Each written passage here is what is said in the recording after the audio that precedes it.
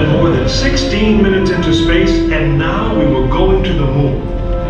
We would have to design a rocket the size of a 36-story office building, put it together with the precision of a microscope, and accelerate it to the speed of a bullet. Then we would have to guide it to a moving target 250,000 miles away. Many people thought it was an impossible dream, but 400,000 of us set about making that dream a reality. It would be the longest, most hazardous voyage that any man had dared to attempt. But step by step, mission by mission, we orbited the Earth, perfecting the skills and technologies we would need on this incredible journey. Our astronauts practiced maneuvering, docking, and the 1,000 other tasks that would comprise the moon mission. We created new alloys, lighter and stronger than anything seen before. We designed communication systems that would be reliable over the vast distances. And behind it all, we tried to perfect the rocket that would be powerful enough to punch out of Earth orbit and take us to the moon.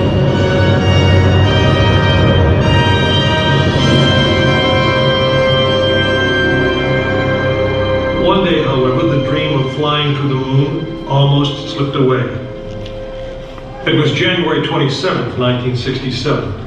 Astronauts Virgil Gus Grissom, Edward White, and Roger Chaffee were on board Apollo 1 for a plugs-out test, a full-scale dress rehearsal for the actual launch. Suddenly it happened.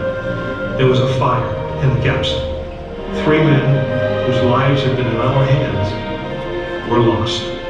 Surely the opening vistas of space promise high costs and hardships, as well as high reward. But this country of the United States was not built by those who waited and rested and wished to look behind them. After Apollo 1, some thought we'd failed, and that the moon was out of our reach. But we owed it to those men to learn from their sacrifice and to carry on. We started taking the Apollo vehicle apart, piece by piece. Was the design flawed? Had safety been compromised? Tough questions. And we spent 1.5 years redesigning the spacecraft so that no astronaut's life would ever be at risk because we overlooked something or because we could have done something better. A moon rocket is 91% high explosive, and it goes into the most unforgiving, hazardous environment there is. We could never make it risk-free, and the men who flew them knew that. We didn't send men into space again until Apollo 7 orbited the Earth testing some of the new design. When everything worked perfectly, the decision was made. The next mission would travel to the moon. It was mankind's destiny to leave the shores of our planet behind and strike out across the vast ocean of space. In the great span of our history, now is the time that we could. Now is the time that we would. We stood on the eve of the longest, most dangerous journey that any man had ever undertaken. And it would be taken by Frank Borman, James Lovell, and William Anders, the crew of Apollo 8. Through those doors, you'll find the firing room, launch control, just as it was on December 21st, 1968. Please gather all of your belongings, take small children by the hand, and proceed through the open doors to all strollers,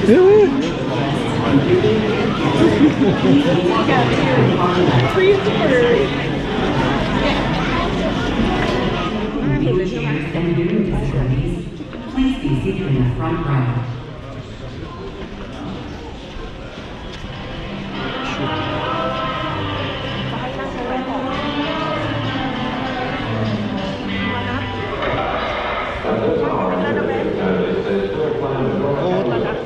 To send 20 men to the moon and back. I'll repeat that. To send 20 men to the moon and back.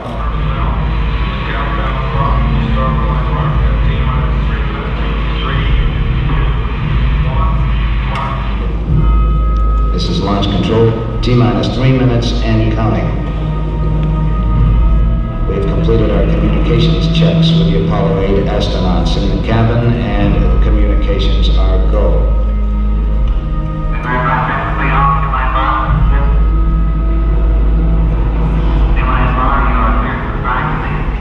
During this period, once we do get the firing command, the various tanks within the 3 stages of the Saturn V launch vehicle begin to pressurize. We have firing command. The firing command is in. We are now on the automatic sequence. T-minus 2 minutes, 20 seconds, and counting.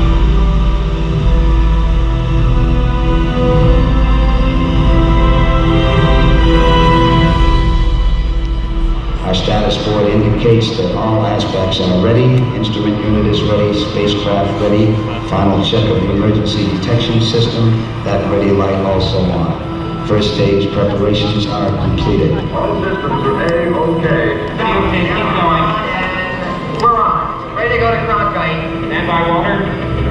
Okay, you're on. All systems go. 1 minute, 45 seconds and counting. The first stage liquid oxygen tank has been pressurized, and the pressure is still building up. Coming up in 90 seconds, mark, T-minus 90 seconds and counting. The Apollo 8 crew standing by, spacecraft commander Frank Borman, Jim Lovell, Bill Anders. We now report that the liquid hydrogen tank on the 3rd stage is pressurized, 1 minute, 15 seconds.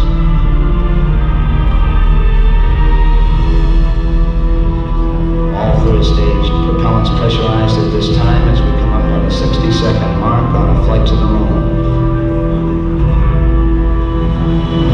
T-minus 60 seconds and counting. The vehicle now is completely pressurized.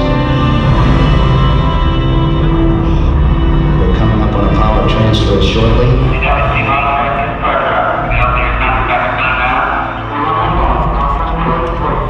We have the power transfer. We're now on the flight batteries within the launch vehicle.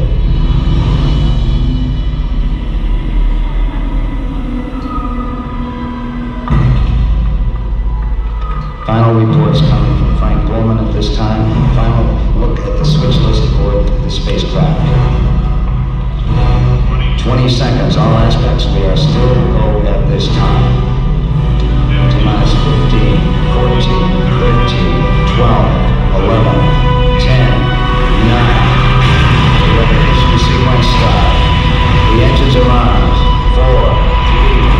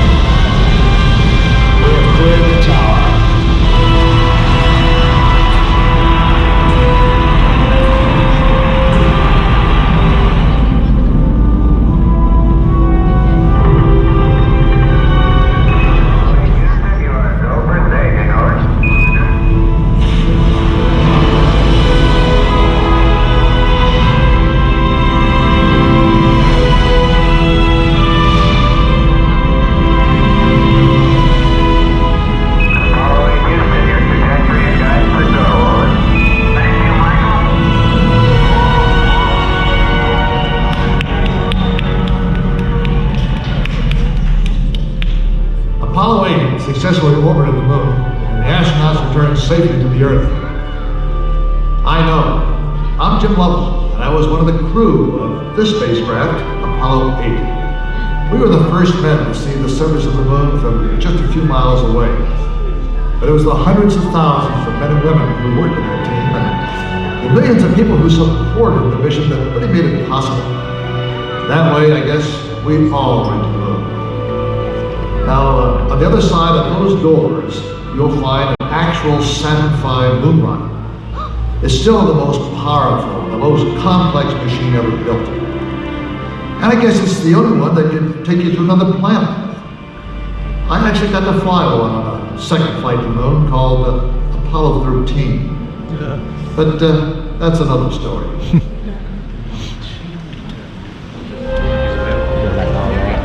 Please watch your step as you exit the final. Continue your journey with our lunar theater, located near the end of the Saturn V rocket. Enjoy your visit to the Apollo Saturn V Center.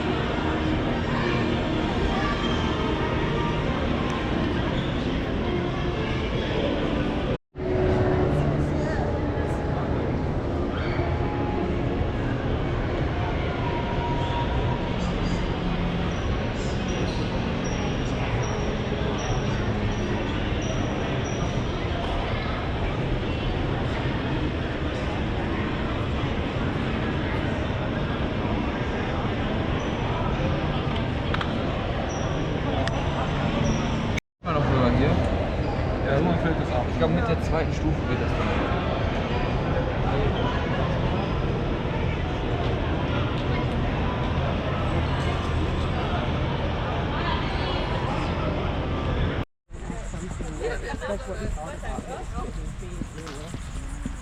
But then, yeah,